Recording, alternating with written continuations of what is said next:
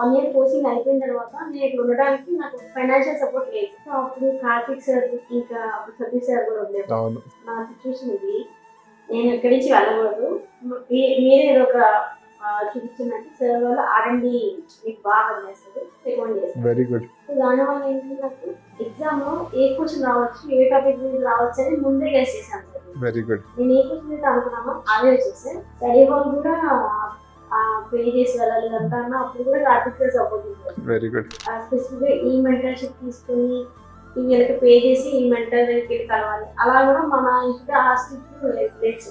మనం a mentor దగ్గరికి వేసారు, కామన్ సార్ దగ్గరికి వెళ్ళినా ప్రైవేట్ సార్ దగ్గరికి వెళ్ళినా 100% చెప్తారు. నాకు చాలా హెల్ప్ అయింది. So we have good teachers then. Very good team. కష్టపడతారమ్మా చాలా. వాళ్ళకి ఆ స్టూడెంట్ కాన్షియస్నెస్ చాలా బాగుంటుంది. ఇప్పుడు రాము ఐఐటీలో చదువుకున్నారు, ఇప్పుడు సాయి ప్రవీణ్ 4 ఇంటర్వ్యూస్ చేశారు UPSC. ఎప్పుడైతే ఆ యంగ్ పీపుల్ ఉంటారో వాళ్ళకి చాలా కష్టపడాలనే తపన ఉంటుంది. All these are young people, they make la excellence today what it is.